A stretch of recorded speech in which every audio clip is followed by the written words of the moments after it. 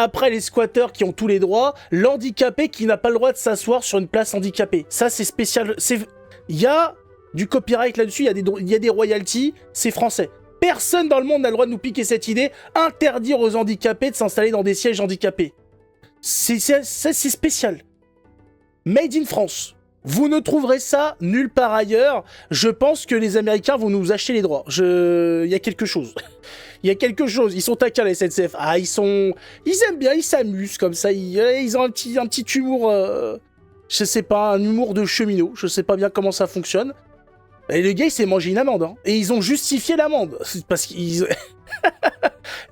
les agents de la SNCF, ils reculent pas. Attention. Là, ces gens, ils ont dit non, vous comprenez que c'est un petit peu abusé, là. J'ai dit non, on a raison. Non, c'est faux. C'est faux. Voilà l'amende de 150 €. Lundi, Axel se rend à Paris en TGV. 50 € de frais de dossier. Mais c'est-à-dire, il le fabrique, le dossier. C'est un dossier pour s'asseoir dessus, là. 50 €. Non, mais même quand tu vas faire un dossier pour un crédit pour une baraque, ils te prennent pas 50 € de frais de dossier. Personne ne prend 50 € de frais de dossier. Mais c'est-à-dire, ils sont combien pour tourner les pages?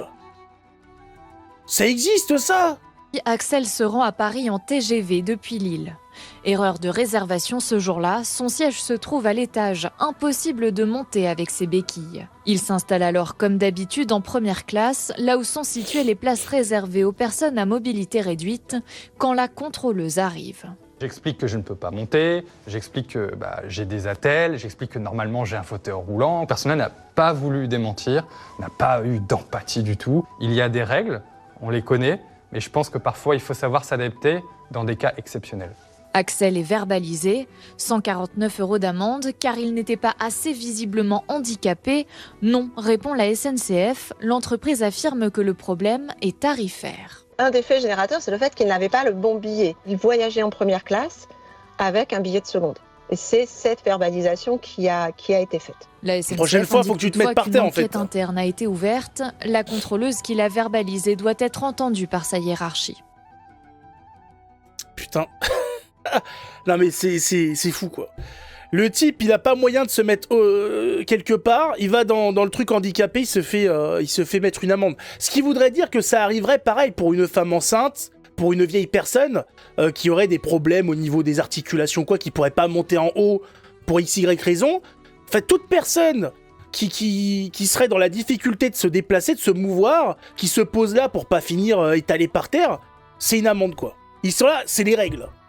C'est marrant parce que ces règles-là, quand c'est des racailles, hein, quand c'est des migrants qui répondent même pas, en fait, qui font semblant de dormir, là, les règles, on dit oui, bon, non, laisse tomber, Marcel, ça sert à rien. Ouais, ça sert à rien. Par contre, le petit handicapé, lui, tu peux lui foutre sur la gueule. Voilà, lui qui a déjà des frais pour son siège et compagnie, là, pour son fauteuil roulant, pour toutes les conneries, etc. Lui, tu vas le niquer. Lui, tu vas y aller. Toi, tu vas bouffer, toi. À savoir que nos amis de la SNCF, je sais pas lesquels exactement, mais il y en a qui touchent des coms quand ils mettent des amendes. Ouais, ça pousse un petit peu à la réflexion, tout ça. Ce qui est une honte. C'est une honte de toucher du fric quand tu mets des amendes. Parce que tu sais que ça les pousse à foutre des amendes pour tout et n'importe quoi.